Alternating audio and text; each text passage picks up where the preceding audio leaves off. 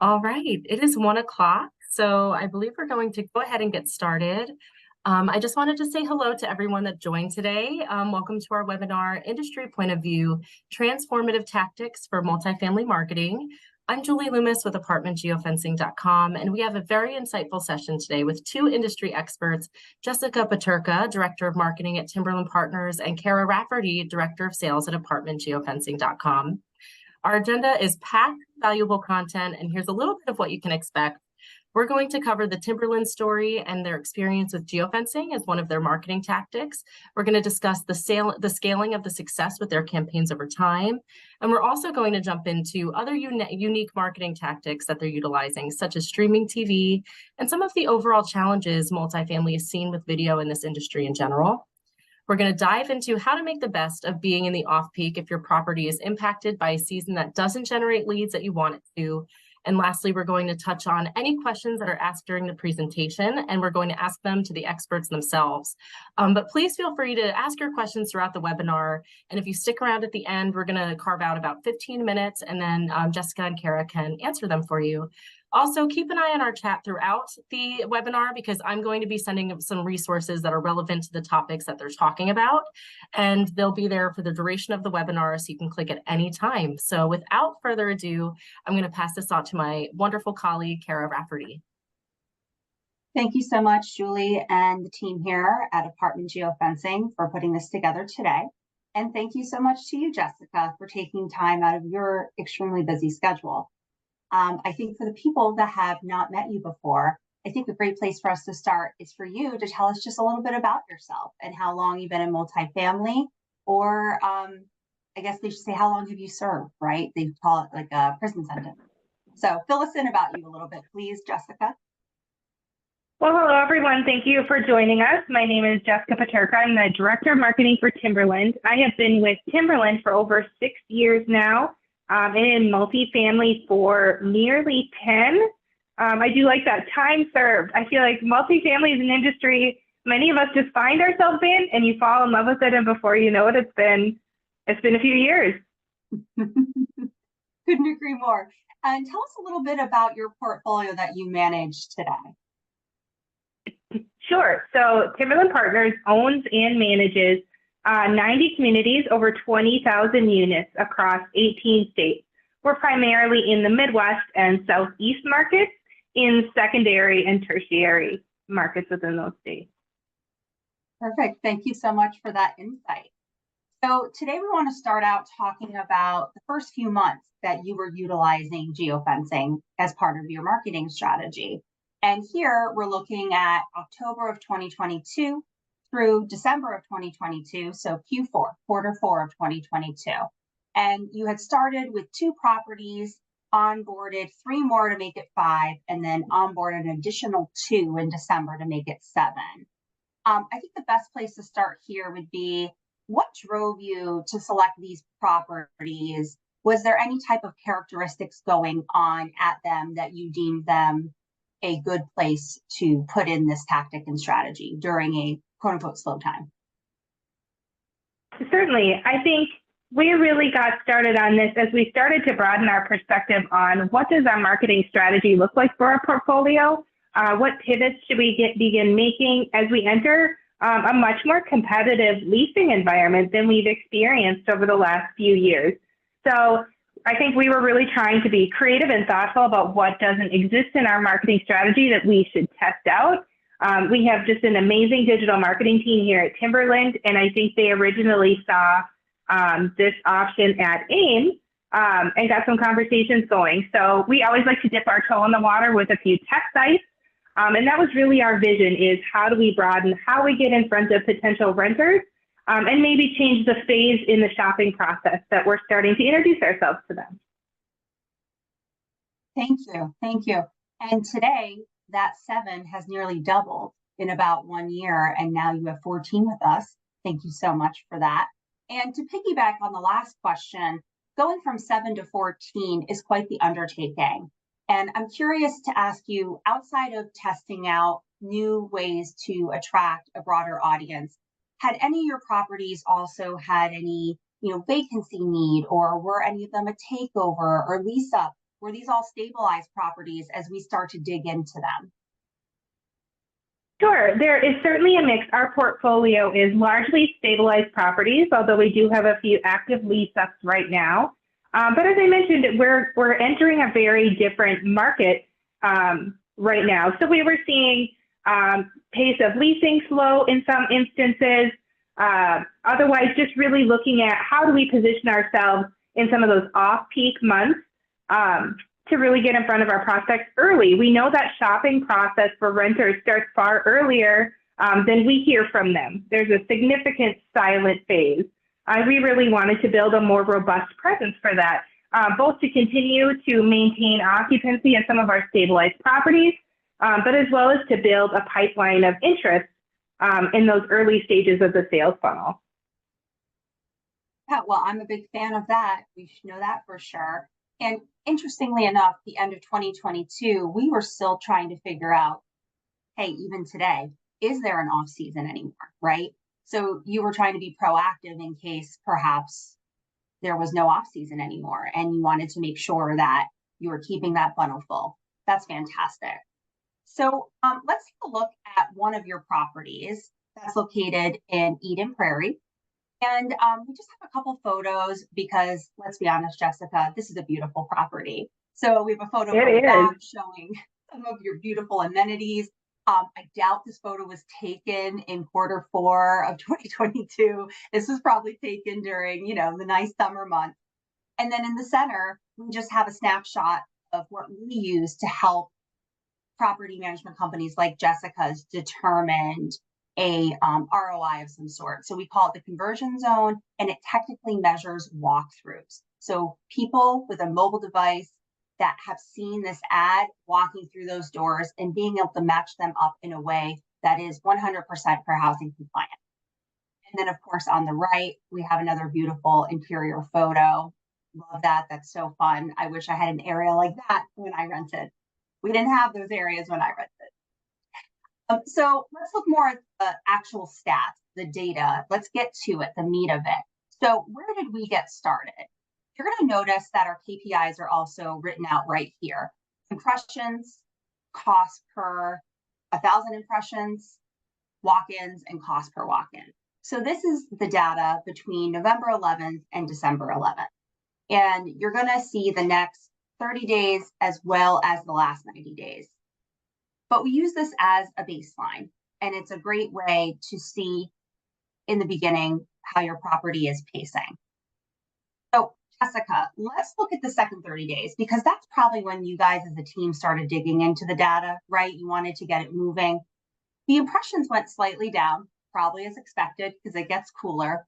But talk to me about these other stats. You were seeing your cost per 1,000 impressions go down. You were seeing walk-ins go up. In fact, they almost doubled, and your cost per walk-in going down. Tell me, as you guys were seeing this, what was your initial reaction? How did you partner with the geofencing team to continue this momentum? Because this is pretty good, right? Yes, we are very pleased by the performance here. When you're first launching, as with most digital initiatives, there's kind of a learning phase. You're allowing a window of time to gather some baseline data. So having had the insights that the platform is able to provide us, our digital team just really takes ownership of this and dives closely into, what are the locations on our list, and are those in line with what we expected? How is the creative performing? Do we need to adjust visuals and headlines? So there's just a lot of hands-on work once we have access to that data to figure out how we need to pivot, both to appeal to the audience in that area and to adjust seasonally to what maybe is top of mind for renters. Certainly priorities in Eden Prairie, Minnesota are different in November than they are in June. So we're really trying to be thoughtful about what is a decision maker for a renter in that point in time. I love that. I love that. And I also love hearing that you revisited the creative, because we've been doing some case studies on our own, and we are finding that there is a fatigue at 21 days. You're essentially hitting up the same audience repetitively over a 30-day span. So eventually they're going to start to see it as the same thing and get some fatigue and not pay as close attention. So I love that you're looking at that and investing to make sure you get the best use of your geofencing. So where are we now? This is a whole year later, September 1st, 2023 this year to September 30th.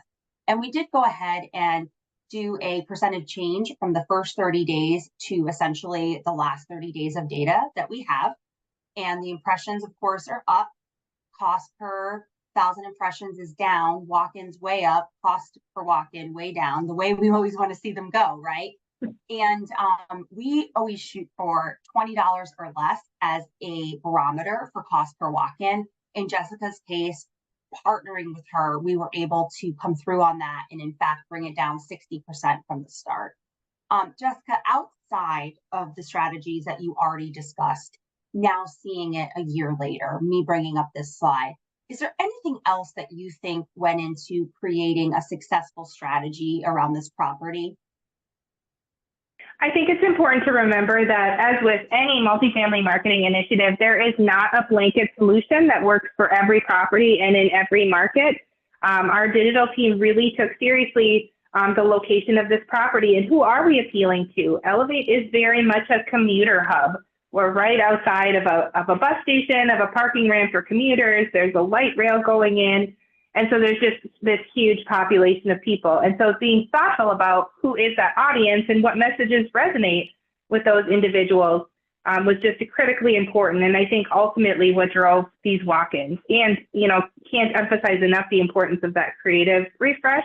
There is absolutely some blindness that comes into play when you've seen an ad repeatedly. I'm guilty of that myself. You just start to tune it out when you've seen it too many times. So huge credit to our digital team for constantly making that up to date and refreshed so that feels appealing and engaging.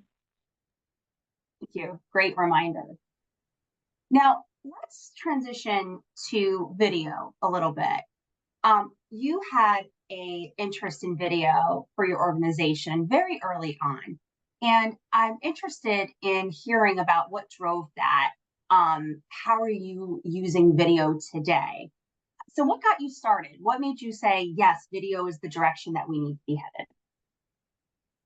I think in the last couple of years, our team really has prioritized the creation of video assets, incorporating that into our photo shoot strategy and some of those other components. We really see across the board, and this holds true in multiple industries, that engagement with video content is just significantly higher than photography and some of the other assets we put in place. So as we were gathering this amazing footage, we had these beautiful videos to showcase our properties. We just continued to pursue opportunities to use those assets more broadly. So we have toyed around with a variety of video options, but when you think about streaming, as we're talking about here, traditional TV ads have historically been really cost prohibitive. Particularly for our market. It just wasn't in the budget, which is the comment we hear frequently in marketing. And so we were really pursuing opportunities to bring video into the strategy in a cost-effective way. Thank you for that lovely plug at our streaming. This is about strategies that you're using. So we bring this up today because we are excited that you're going to be gravitating toward using some of that video strategy with us. And probably the most exciting thing about it for the partnership is the way that we're able to help you measure the website conversions and the walk-in. It's even more accurate than it was before. So we're definitely interested in maybe we can revisit this webinar in another 90 days and see, how the video strategy has been working for you. Wouldn't that be fun? We can't wait to see the results. Yes, we do love ourselves some video over here, our AI and our self-produced. So let's take a turn again. And Jessica, we were brainstorming, as I mentioned earlier, is there even an off-peak anymore? And we came back with, well, it's seasonal, it's regional. And what I'd love for you to do for us is take a look at the points that we had discussed earlier and give us a little more meat around them. How do you navigate these seasonal shifts?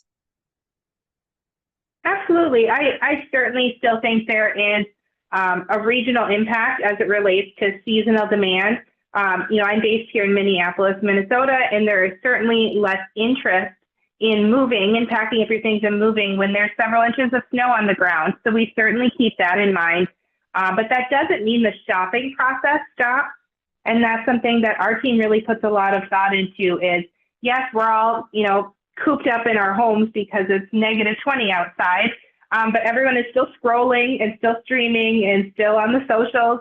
And so we really want to be thoughtful about not losing that momentum and maintaining the visibility that we tried to achieve in summer. So we're not trying to shut things off necessarily. But as the next note mentions, we just try to manage our expectations. Our goals are different depending on that seasonality. So if it is a bit of a slower season, we are probably shifting to measure success as building a pipeline or managing that brand awareness at the top of funnel entry point.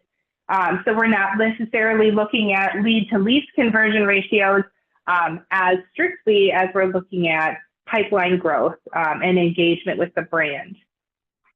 And we really try to be transparent with our team at large. We work really closely with our operations team and with our executive team to try to set expectations of what is attainable. We probably can't generate the same number of new leases in January as we can in July. And so we try to plan for that, both in lease expiration and then how do we approach marketing our communities during those periods of time. So while we are cooped up at home, it is certainly nice to scroll and remember what it's going to be like in the spring when the snow finally melts. And we really try to take that seriously in the messages and the creative we leverage year round. And that just leads to this last point of data is really everything. Again, I can't say enough about our incredible digital team. They spend an enormous amount of time diving through the data and really testing what's working and what's resonating, analyzing and adjusting constantly. And that's really what leads to the results we're talking about today. Thank you. Yeah, and it's interesting, right? Because you want data to drive every decision, and you as a marketer need to use your knowledge of everything and know when to trust the data and when to step outside and try some new stuff, right? So it's always a balance, but data still drives mostly everything, right? So tools for success. There's a couple really good ones here, and I'd love for you to elaborate on each of them. The trust from staff. Talk to me a little bit about how did you get buy-in from your team when you're trying something new? Not only do they want to know how soon they're going to feel the results, but they are, nagging sometimes if they feel like they're not getting them. So how do you get buy-in? Sure. I think in some of our early test locations, we really created a collaborative working relationship with those operations teams to talk through what are we trying, what made us even think of this as a suggestion, demonstrating how we can fit it into the budget, building in some of that flexibility on levels of exposure is important to them. But I think we've maintained a collaborative relationship with our operations teams year round, as I think most multifamily marketing teams do. So I think we have just built a level of trust that we want to try new things and we're not going to dive into the deep end. We love to test. That's why we have a couple locations. Maybe we start with a lower package to really talk through what are we expecting and are we seeing the results we thought we would. And I think those results, having some data to rely on, is what allows us to bring it to the larger team or to more locations of these are the results we were able to realize in a given market, and it's maybe worth testing that out. So credit to our operations teams as well, who are willing to have those conversations with us and ask candid questions and ultimately let us try some things out with their property. That sounds great. And navigating content. You are an early adopter. How did you start and maintain a video strategy? It is really hard to create these assets on an ongoing basis. Can you give us some insight in how somebody could even start? And of course, I don't mean your 3D floor plans that you're getting from some of your vendors. How do you really leverage video that is, first party owned? Yeah, it's a challenge. There's a cost to that, and there's a workload that comes along with that. I think we've worked really hard to build some really collaborative and effective vendor relationships, because this is certainly not something we could do in-house to have someone out filming our communities. So we identified just some great vendor partners who can get out and film the content we're looking for. And then we just try to leverage all of the content we got from that one shoot in as many ways as possible. So out of one video shoot, we're maybe able to generate 5 to 10 different videos in different formats.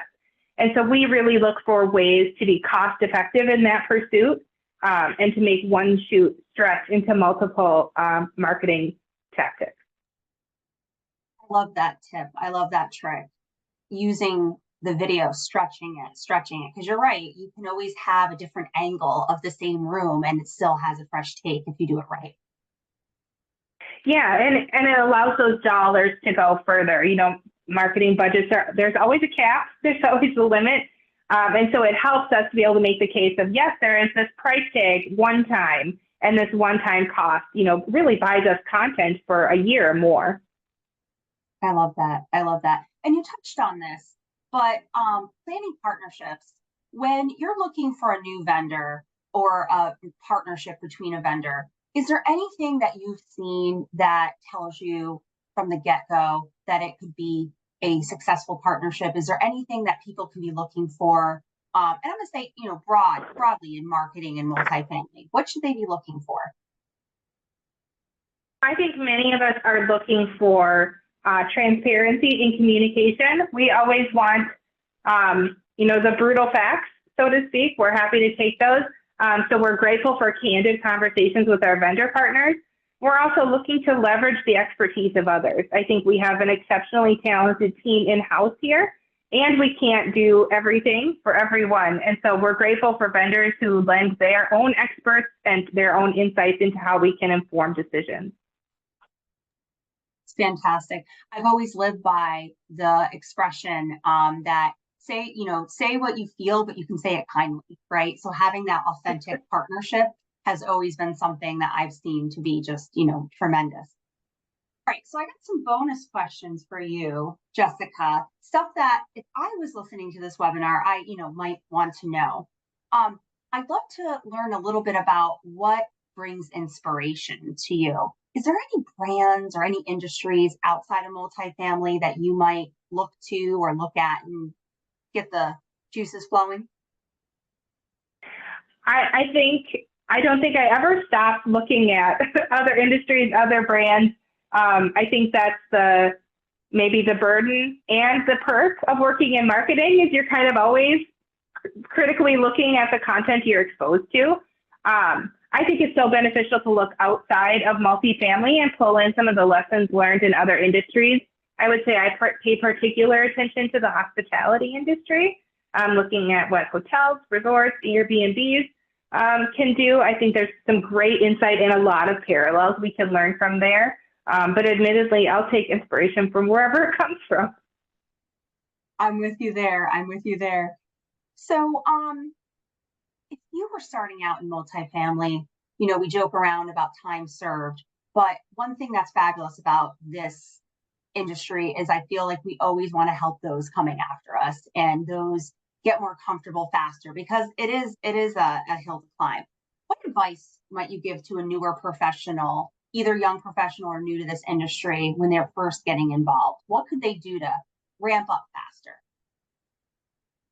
I think something that is so important to appreciate early, and you're certainly exposed to it, but I think the more time served in this industry, you really come to appreciate how relationship-based multifamily really is. It's such an important industry to be in, to be providing homes, to have people trust you to provide them with a home that they enjoy and that they find happiness in is just, it's a heavy weight to carry. And I think understanding how important that relationship is with the resident and how much of that relationship building speaks to your marketing funnel. I think that's what a lot of residents are looking for, especially in a post-COVID world.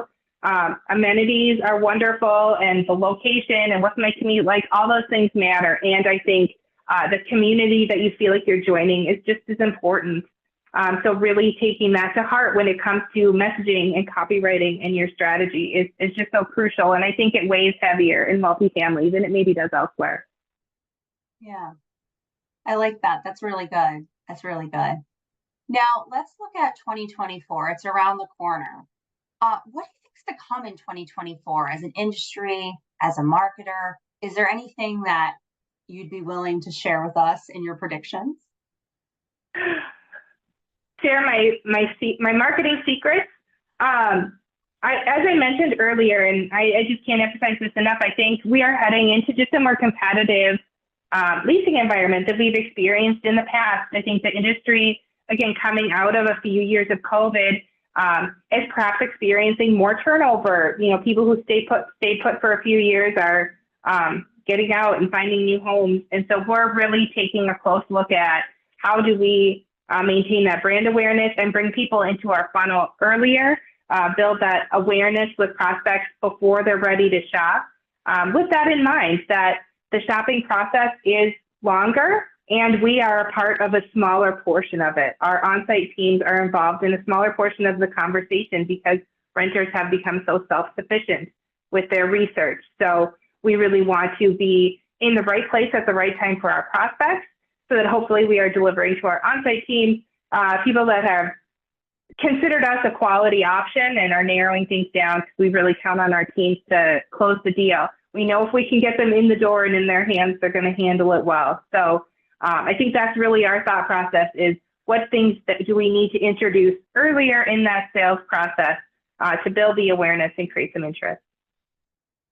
Yeah, and I think something you're saying and you guys do well is introducing the brand, the look, the feel, almost trying to infuse the people through your marketing because maybe they're not coming in the door, right?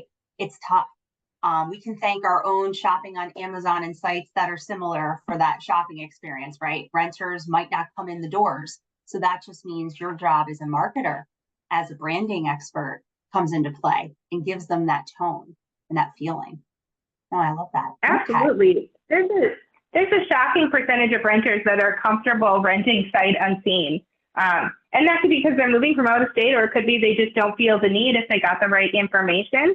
So we're really approaching that strategy in two ways. Of one, should you choose to lease sight unseen, we want you to arrive on move-in day and feel like this is exactly what I expected. And everything's in line with what I wanted, and you're not arriving and having this moment of like, oh, I hope this is the right, that expectations aren't aligned. So we're really thinking about that. But more importantly, we really want to support the relationships our on-site teams are ultimately making with each of our residents. And so ensuring that the copywriting and the visuals and the creative all support that. So when you do have that first conversation with our community manager or you're working with our leasing agent, you feel like, this is what I expected to get, and this was why this was one of my final choices. Oh, yes. We've all been victim to the bait and switch where a hotel room online for that beautiful vacation looked nicer than it actually was when we arrived. So yeah, those photos on the website sure don't look like the place I have arrived at. Nope. And we all know the faux pas in that. Well, this has been fabulous. The trust is broken immediately. Just immediately the trust is gone. And that's just our greatest fear, I think, as marketers. We want to reaffirm that trust and decision and not create that disconnect. Not create the displease, right? Because that renewal is decided pretty much the day they move in. I think that's what statistics are telling us now. Yeah. Very true. So this has been great. I really love the opportunity to exchange dialogue with you, Jessica. And the bonus questions, yeah, maybe they're my favorite because we get to pick your brain a little bit more. But Julie, what do we have from the chat? What do you got for us? Well, great job, ladies. I do have a couple questions. First one being, Jessica, how often do you change your creative at Timberland? I think it depends on the initiative, at the very least seasonally, and I would say sometimes more often than that, depending on the initiative and again what that data is informing us. But I would say a good standard is at the very least seasonally. Perfect. I think this one is going to be for Kara. How long do the streaming TV videos take to produce?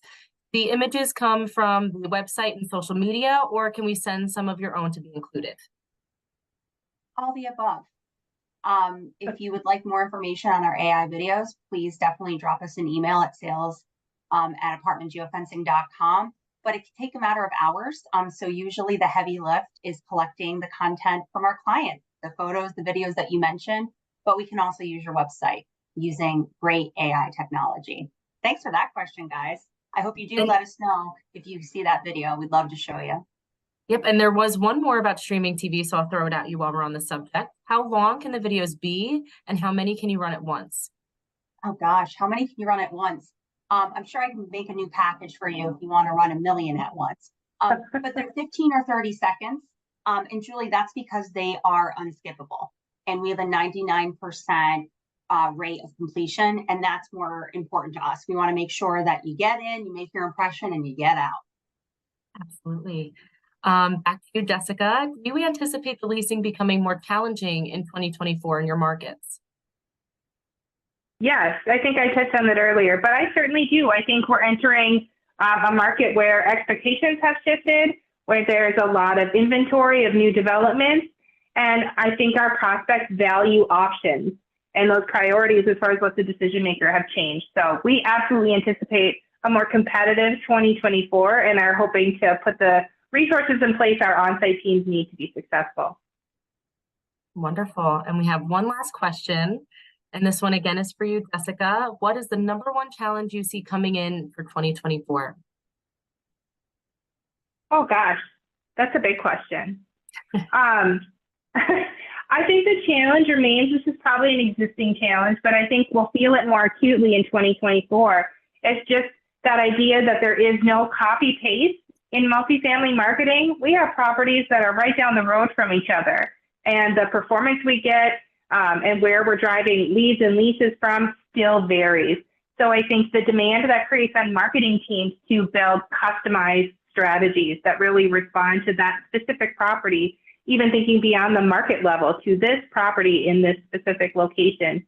Because even within the Twin Cities here, there's just a wide range of what resonates with potential renters and what delivers leases. So it becomes a big lift having to live in the data and constantly be looking at what's working and what needs to shift. But I think that's the most important piece. Wonderful. Well, I just want to say thank you both so much for this insightful conversation. And Jessica, to you, we really extend our sincere gratitude and generosity for your time today. To all of our participants, please explore the chat for a wealth of information regarding survey results and more on streaming TV and some blogs that we've written at apartmentgeofencing.com. And I really just want to say thank you all so much again for this enlightening session. I really hope everybody enjoys the rest of their day. Thank you all so much.